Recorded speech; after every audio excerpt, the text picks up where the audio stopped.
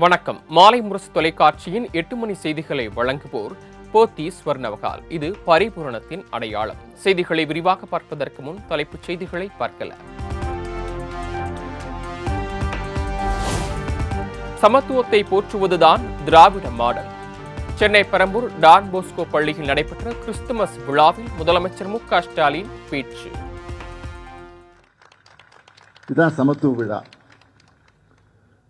இந்த சமத்துவத்தை போற்றுவதும் பாதுகாப்பும் தான் திராவிட மாடல். திராவிட மாடல் என்னன்னு கேட்டுட்டு இருக்காங்க சில பேர். இதுதான்டா திராவிட மாடல். இப்ப போய் புரிஞ்சுக்கணும்.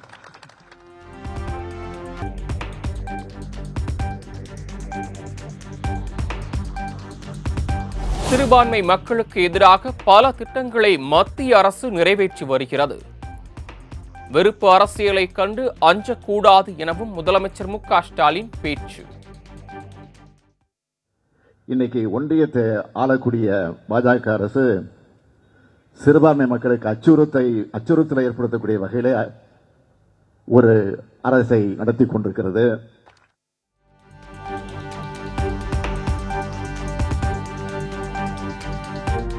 குடியுரிமை திருத்தச் சட்டத்தை ஆதரித்தது அதிமுக என முதலமைச்சர் மு.க.ஸ்டாலின் குற்றச்சாட்டு. மக்களின் உணர்வுகளை தூண்டி பிளவுவாத அரசியல் செய்பவர்களுக்குத்தான் திமுக எதிரி எனவும் காட்டம். குடியுரிமை திருத்த சட்டத்துக்கு எதிராக வலிமையான போராட்டங்களை தொடர்ந்து நடத்தியது திமுக தான்.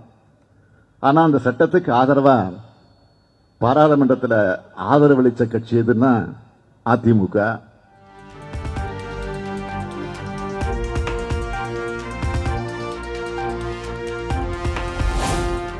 டெல்லி சிபிசிஐ மைய வளாகத்தில் கிறிஸ்துமஸ் விழா கோலாகலம். கிறிஸ்துமஸ் குடிலுக்கு மலர்களை தூவி பிரதமர் நரேந்திர மோடி மரியாதை.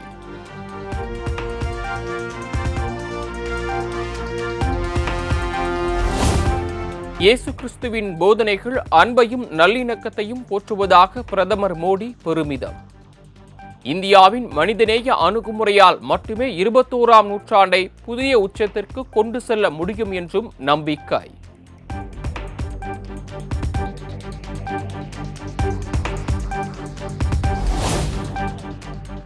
2 கோடி பேருக்கு வேலை வழங்கப்படும் என்ற பாஜக அரசின் வாக்குறுதி என்ன ஆனது?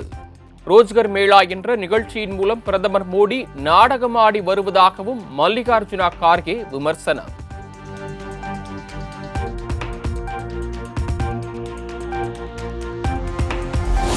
பள்ளிகளில் 5 முதல் 8ஆம் வகுப்பு வரையிலான மாணவர்களுக்கு கட்டாய தேர்ச்சி என்ற நடைமுறை ரத்து. தேர்ச்சி பெறாத மாணவர்களுக்கு மறுதேர்வு எழுத 2 மாதங்களுக்குள் வாய்ப்பு அளிக்க வேண்டும் என்றும் மத்திய அரசு உத்தரவு.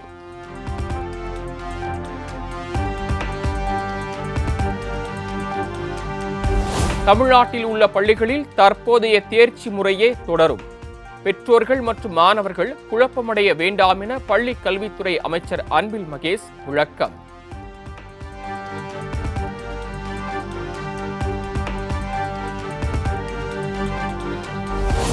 அரசு பள்ளிகளில் பயின்று தலைசிறந்த உயர்கல்வி நிறுவனங்களில் சேரும் மாணவர்களின் கல்வி செலவை அரசே ஏற்கும்.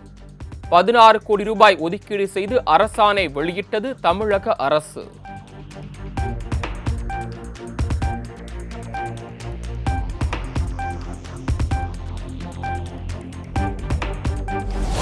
மறைந்த முன்னாள் முதலமைச்சர் மக்கள் திலகம் எம்ஜிஆரின் 37வது நினைவு தினம் இன்று அனுசரிப்பு. சென்னை மெரினாவில் உள்ள எம்ஜிஆர் சமாதியில் அதிமுகவினர் மரியாதை செலுத்துகின்றனர்.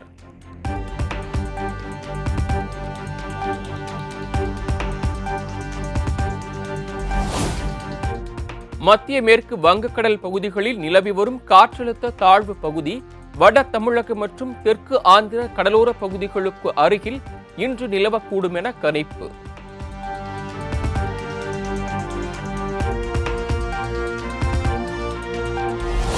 வரும் 29ஆம் தேதி வரை தமிழ்நாடு மற்றும் புதுச்சேரியில் மிதமான மழைக்கு வாய்ப்பு. வானிலை ஆய்வு மையம் அறிவிப்பு.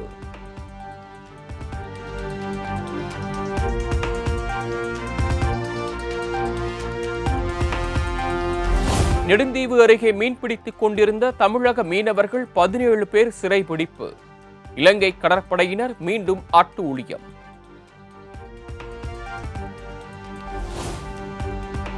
தொழில்நுட்ப கோளாறு காரணமாக சென்னை வண்ணாரப்பேட்டை விம்கோ நகர் இடையே மெட்ரோ ரயில் சேவை பாதிப்பு. 18 நிமிட இடைவெளியில் ரயில்கள் இயக்கப்பட்டு வருவதால் பயணிகள் சிரமம்.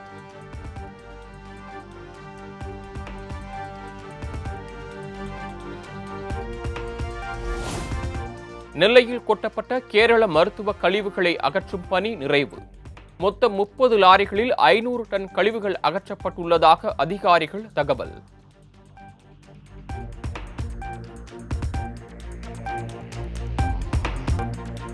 திருப்பூர் அருகே குப்பை கிடங்கில் வீசப்பட்ட 270க்கும் மேற்பட்ட ரேஷன் அட்டைகள் காலாவதியானதா அல்லது தவறுதலாக வீசப்பட்டதா என அதிகாரிகள் ஆய்வு.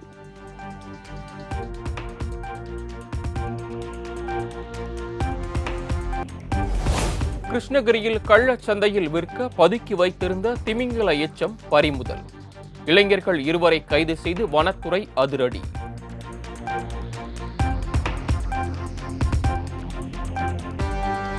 கிறிஸ்துமஸ் பண்டிகையையொட்டி சென்னை தாம்பரம் கன்னியாகுமரி இடையே சிறப்பு ரயில். இன்று நாளை 31 மற்றும் ஜனவரி 1ஆம் தேதி சிறப்பு ரயில் இயக்கப்படும் என தெற்கு ரயில்வே அறிவிப்பு.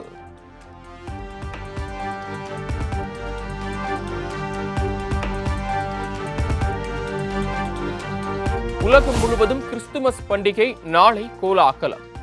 கன்னியாகுமரி மாவட்டத்தில் அலங்கார மின் விளக்குகளால் ஜொலி ஜொலிக்கும் தேவாலயங்கள்.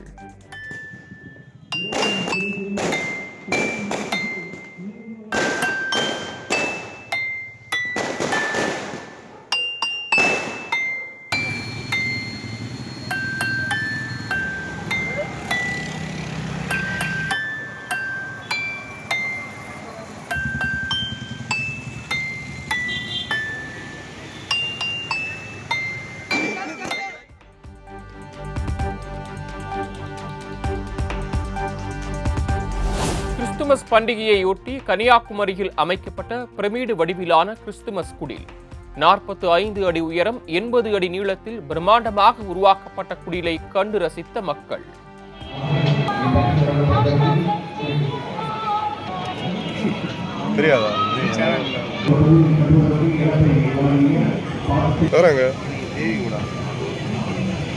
இந்த நிகழ்ச்சியை சிறப்பித்துக் கொண்டிருக்கின்ற கருங்கல் காவல்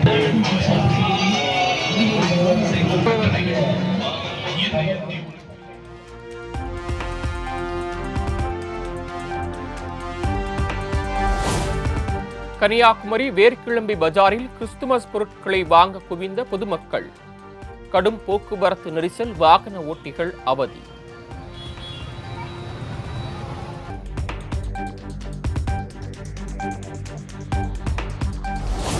கிறிஸ்துமஸ் பண்டிகையை முன்னிட்டு கன்னியாகுமரி மாவட்டத்தில் இன்று உள்ளூர் விடுமுறை. விடுமுறையை ஈடு செய்யும் வகையில் 28ஆம் தேதி வேலை நாளாக மாவட்ட ஆட்சியர் அறிவிப்பு.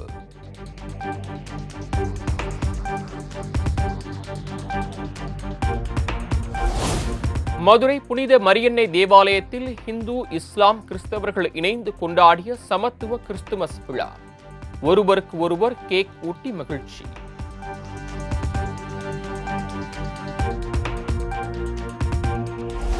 தென்காசி வழியாக இயக்கப்பட்டு வரும் சபரிமலை சீசன் சிறப்பு ரயில் மேலும் 1 மாத காலம் நீட்டிப்பு. பண்டிகை காலம் மற்றும் கூட்ட நெரிசலை தவிர்க்கும் விதமாக தெற்கு ரயில்வே அறிவிப்பு.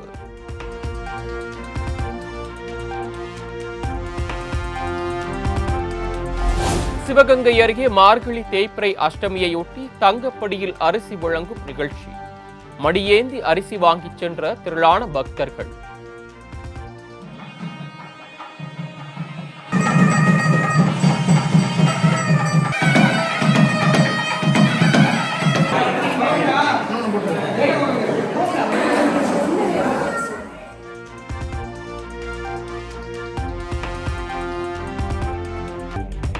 மார்கழி மாத தேய்பிறை அஷ்டமி தினத்தையொட்டி பைரவருக்கு சிறப்பு வழிபாடு. திரளான பக்தர்கள் பங்கேற்று சாமி தரிசனம்.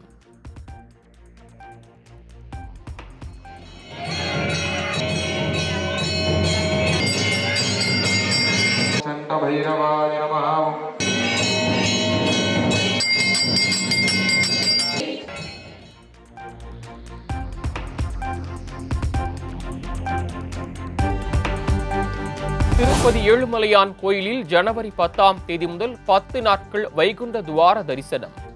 இன்று முதல் பக்தர்கள் டிக்கெட் முன்பதிவு செய்து கொள்ளலாம் என தேவஸ்தானம் அறிவிப்பு.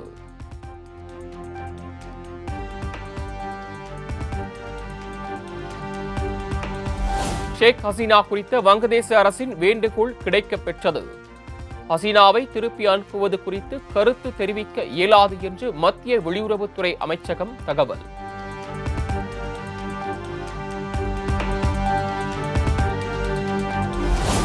அடுத்த 30 நாட்களுக்குள் கால் மற்றும் SMS சேவைக்கு தனித்தனியே ரீசார்ஜ் திட்டங்களை அறிமுகம் செய்ய வேண்டும். தொலைத்தொடர்பு நிறுவனங்களுக்கு ட்ராய் அதிரடி உத்தரவு.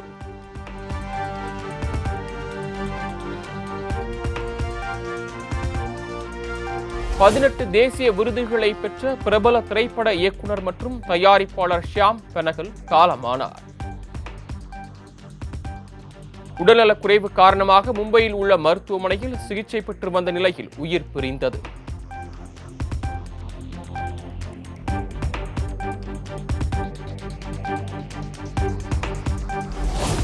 திரைப்பட இயக்குனர் ஷியாம் பெனகல் மரணத்திற்கு குடியரசுத் தலைவர் திரௌபதி முர்மு, பிரதமர் நரேந்திர மோடி இரங்கல். மல்லிகார்ஜுனா கார்கே, மம்தா பானர்ஜி உள்ளிட்ட பலரும் எக்ஸ் தளத்தில் இரங்கல் பதிவு.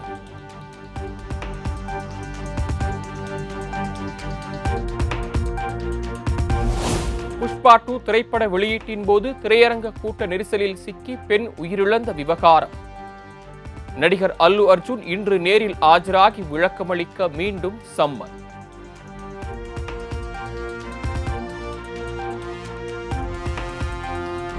அமெரிக்க வெள்ளை மாளிகையின் AI தொடர்பான அறிவியல் தொழில்நுட்ப முதுநிலை ஆலோசகராக தமிழகத்தை சேர்ந்த ஸ்ரீராம் கிருஷ்ணன் நியமனம். விவேக் ராமசாமி உள்ளிட்ட இந்திய வம்சாவளியினருக்கு ட்ரம்பின் அரசு நிர்வாகத்தில் இடம்.